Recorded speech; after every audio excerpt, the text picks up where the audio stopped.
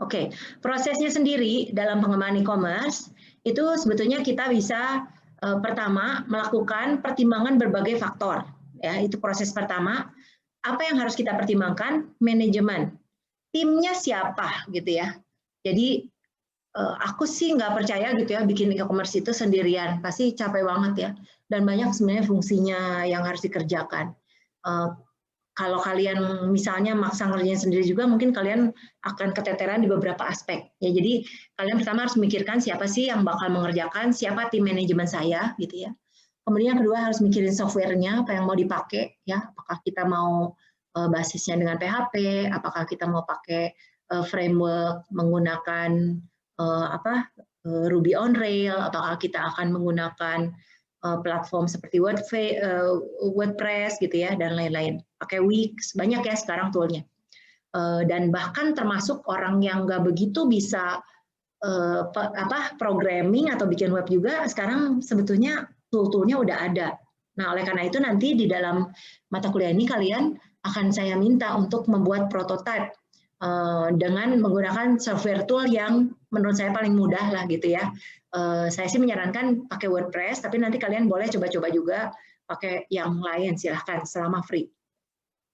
Kalian juga harus memikirkan hardware, arsitekturnya seperti apa, kemudian desain dari situsnya seperti apa, karena kita nggak bisa pungkiri desain dari situs itu sangat berpengaruh ya, orang mau beli enggak, kemudahannya, user interface-nya akan berpengaruh sekali pada orang mau beli atau enggak.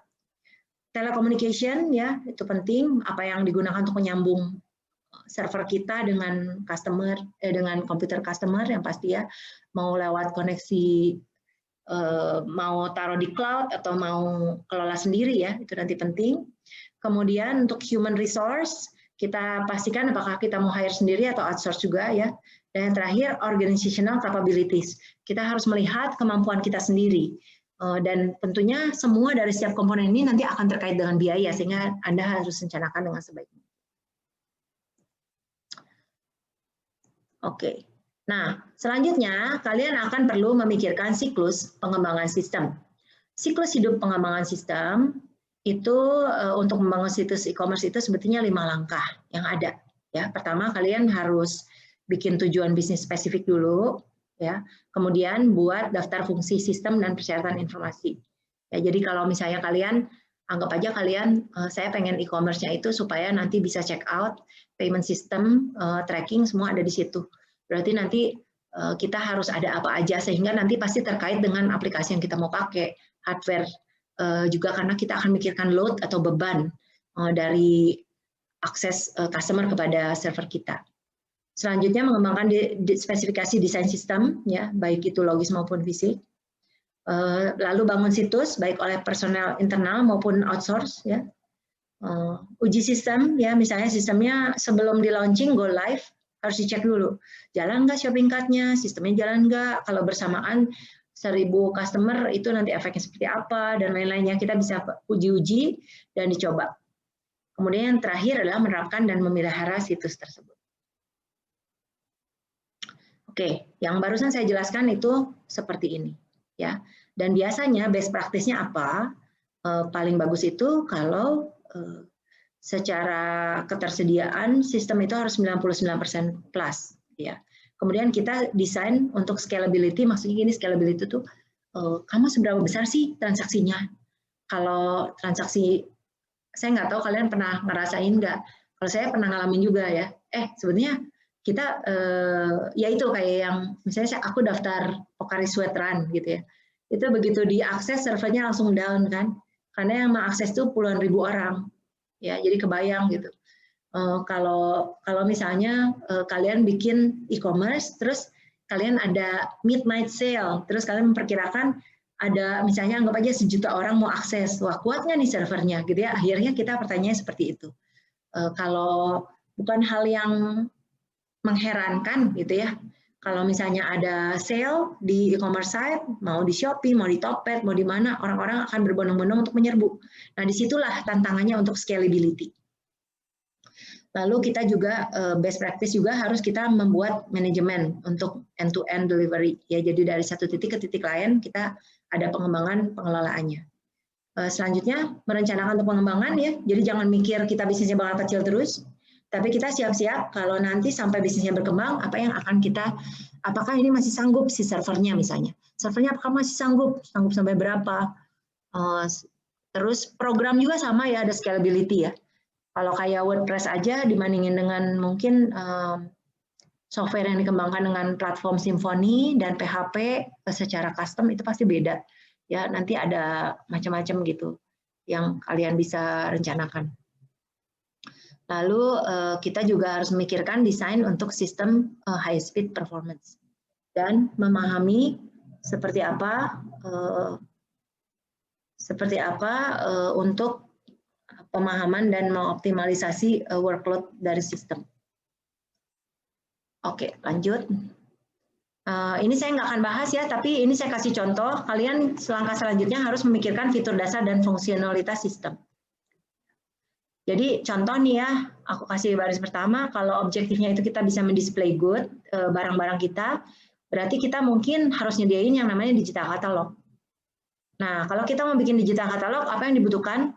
Teks yang dinamis sama grafiknya. Ya.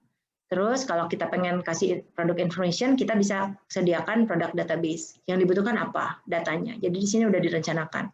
Saya langsung turun ke bawah. Misalnya, kalau misalnya kita pengen ada link langsung ke produksi dan supplier, itu apa yang harus kita sediakan? Ya, nanti kita akan rencanakan sebuah inventory management system. Berarti yang dibutuhkan ini datanya seperti apa. Jadi kita udah langsung membuat perencanaan, apa sih data-data yang kita butuhkan. Oke, berikutnya, dalam perencanaan memikirkan data tersebut, kemudian juga bagaimana kita membuat e-commerce, kita juga harus menyadari seperti apa sih flow yang kita harapkan. Nah, kalau di marketing ya, kita itu sebetulnya ada yang namanya customer touch point-nya gitu. Ya, jadi pas kita berinteraksi banget sama customer itu seperti apa. Nah, kalau ini digital berarti interaksi customer itu pada saat dia melakukan satu tindakan tertentu. Ya, jadi ini sebagai contoh, kalau website customer nanti pasti dia harus ngelogin kan, ini udah satu titik interaksi ya. Dia kan ngambil dari database, terus nanti bisa juga melihat katalog, ini ngambil dari katalog database. Terus kalau pembelian produk terjadi, itu akan ada order database, dan terakhirnya shipping produk. Nah, setiap dari titik ini kita udah mikirin bagaimana si pertukaran data itu akan terjadi sehingga nanti bisa dengan efektif dilaksanakan. Nah, kalau kita mikirin desain dari fisik si data itu, kita juga harus mikirin dari customer, hubungannya dengan internet, dengan company website kita. Nah, karena kita nggak mau kita kerepotan menangani begitu banyak permintaan ya, request data, ya kita harus memikirkan juga nih nanti ISP mana yang kita gunakan. Ya, atau dan kita bisa selalu titip pakai cloud ya. Jadi nanti perusahaannya bukan servernya nggak ada di sini gitu. Maksudnya servernya sebagai contoh pakai Amazon AWS gitu ya. Bahkan seperti saya juga untuk Course Indonesia kita pakai Amazon karena kita udah decide kemarin setelah dihitung-hitung, kalau server sendiri, saya pertama harus hire orang IT, kerja di internal, kedua, saya harus beli server, terus server itu kuat berapa tahun. Ya, server itu sebenarnya harus di-upgrade terus gitu, dan kalau punya sendiri berarti juga cukup repot. Jadi akhirnya setelah ditimbang-timbang, kita mendingan bayar sebulan 1,5 juta gitu ya, tapi kita nggak usah ngurusin gitu. Ya 1,5 juta dan ternyata memang itu keputusan yang tepat ya, karena kita juga websitenya nggak terlalu sibuk update-nya. Oke, nah jadi saya tadi membahas berhubungan dengan ini juga. Memang kita selalu mau bisa in-house, bisa outsource ya. Kalau in-house kan dalam kendali sendiri. Mungkin kita bisa punya kendali lebih cepat melayaninya, tapi kita tahulah kita harus hire orang, terus juga learning curve dari staff yang lebih lama ya, sehingga waktu ke pasarnya bisa lebih lama. Terus kita bisa pakai template desain yang ada, tapi ada keterbatasan fungsionalitas. Ya, kalau kita outsource ya enak juga, kita nggak usah bayar beli servernya, terus biasanya sih terupdate terus ya kalau kita outsource. Lalu kita ngandalin vendor luar. Nah, di zaman sekarang, nah sebetulnya ini yang diributin sama Omnibus Law juga ya. Sekarang nggak apa-apa boleh outsource sepenuhnya, makanya orang-orang demo tuh. Karena karyawan merasa terancam gitu ya, merasa terancam. Itu salah satunya sih. Saya pikir kalau dari sisi perusahaan ya, aku sejujurnya merasa bahwa itu menguntungkan kita. Karena kita kalau outsource itu sebetulnya tidak perlu bayar tunjangan karyawan setinggi seperti kalau kita hire sendiri, gitu ya. Oke, nah ini gambaran ya. Kita bisa building site itu bisa in-house, bisa outsource. Kemudian hosting juga bisa in-house, bisa outsource. Kita tinggal pikirkan aja. Kalau saya kebetulan di Kurs Indonesia, kita dua-duanya outsource. Ini outsource ya. Jadi kami itu ada di sini. Ya, kalau Universitas Kristen Maranatha ya, kalau UK Maranatha, dua-duanya in-house. Serius ya. Kita punya ruang server, isinya banyak berbagai server. Ya, dan kita punya koneksi juga. Terus pengembangannya juga sendiri juga di dalam menggunakan fasilitas yang in-house juga. Jadi kita hire orang-orangnya gitu. Ya. Oke. Nah, kemudian kalau kita lihat ya, perbandingan biaya dalam pengembangan website ya, tentunya kita bisa yang paling mahal banget dengan yang paling murah. Kalau paling murah misalnya kita bisa pakai yang free aja tuh, seperti WordPress ya, dan kita bisa bayar subscription seperti Shopify, seperti Wix gitu ya. Dan Google Sites juga sebenarnya bisa, tergantung kalian sebagaimana kompleks nanti situs e-commerce-nya. Dan bisa ditentukan apakah mau build dari scratch atau dari dengan menggunakan site building tool, gitu ya. Kalau customize pasti paling mahal. Soalnya ya kita butuh mereka mengerjakan sesuai dengan permintaan kita. Proses bisnisnya pun sesuai dengan yang kita minta. Oke, nah selanjutnya kita akan mempertimbangkan server seperti apa yang kita mau gunakan untuk software, ya. Kalau server itu ada beberapa pilihan ya yang kalian bisa pilih. Apakah kalian mau menggunakan sistem yang single tier gitu ya dari komputer single server, atau kalian bisa pakai multiple tier ya. Jadi ada beberapa. Nah sebagai pembanding ini adalah gambarnya. Sorry ya, belum gambarnya. Mana gini gambarnya? Saya salah tempat rupanya gambarnya. Nah, ini mestinya gambarnya ya. Saya salah menempatkan. Oke. Nah, jadi two-tier arsitektur ya. Jadi ini gambarannya user request untuk gambar-gambar untuk halaman-halaman ya. Kita komunikasikan dengan web server. Nah, di sisi lain ini ada CMS-nya, ada content management-nya. Oke. Ini berarti ada dua tahap untuk mengakses. Jadi ini si database-nya dipisahkan. Kalau multi-tier ya, ini biasanya digunakan untuk meladeni kalau memang banyak sekali request-nya. Jadi ada supaya kita nggak terlalu kerepotan dalam melayani permintaan request untuk transaksi e-commerce. Oke, sorry ya ini salah tempat, saya balik lagi. Oke. Nah,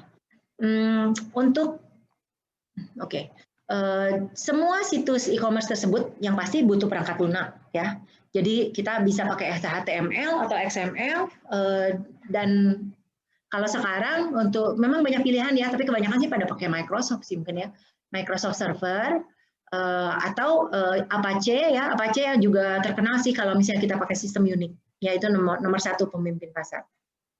Oke. Nah serverware ini biasanya menyediakan sejumlah layanan termasuk pemrosesan, permintaan HTML pengguna, layanan keamanan, transfer file, search engine, pengambilan data email, dan juga berbagai alat manajemen dari situs kita. Oke, nah perangkat lunak server yang dinamis memungkinkan situs mengirimkan konten yang dinamis, ya. Jadi lebih menyenangkan buat customer kita juga. Ya. Lalu server aplikasi web yang memungkinkan berbagai fungsi e-commerce, termasuk menciptakan pelanggan database, membuat program promosi email, dan juga memproses banyak pesanan lainnya. Ya. Perangkat lunak untuk e-commerce itu penting ya, karena kita tergantung apa yang kita pilih nanti bisa buat katalog, simpan informasi, pelacakan pelanggan ya, dan juga lain-lainnya. Nanti kita akan lihat ya di akhir dari materi ini bagaimana kita bisa membuat situs e-commerce yang efektif. Oke. Yang pasti platform perangkat lunak e-commerce bisa menghemat waktu dan uang, tapi penyesuaian bisa meningkatkan biaya secara signifikan. Jadi semakin kita customize ya, semakin mahal sih biasanya. Ya, jadi nanti kita harus pertimbangkan yang mana yang kita mau gunakan. Oke, ini adalah daftar pemain utama untuk web hosting ya. Jadi saya mungkin nggak akan bahas. Kalau saya sih secara pribadi memang pakainya si Amazon Web. Ya, soalnya ini udah paling mantep lah gitu. Kalau saya pakai dari Indonesia itu biasanya si AWS-nya letaknya yang di Singapura. Ya mungkin tergantung kedekatan negara yang mana. Oke, yang lain tentunya juga bisa dipertimbangkan. Oke, nah kalau hardware, apa sih pertimbangannya? Yaitu ya, sebetulnya paling penting adalah scalability sih ya ini. Karena kita mikirin waktu beli software, kalau beli server ya, server itu nggak ada yang murah ya. Ya walaupun sekarang udah lebih murah dibandingin dulu, tetap aja kita harus ngeluarin ribuan dolar ya. Setidaknya mungkin 3.000 sampai 5.000 dolar harus, kecuali kita memang memperkirakan transaksinya sedikit ya, bukan e-commerce yang gila-gilaan, bisa aja pakai komputer PC biasa juga. Cuman risikonya nggak bisa ngehandle kalau udah banyak sekali transaksi yang terjadi gitu. Ya, jadi kita harus pikirkan scalabilitasnya, kemudian apakah kita berapa banyak transaksi yang diproses per satu waktu gitu ya. Jadi semakin canggih harusnya semakin hebat sih kemampuannya ya. Jadi kita harus perhatikan kecepatan, kapasitas dan skalabilitas. Oke.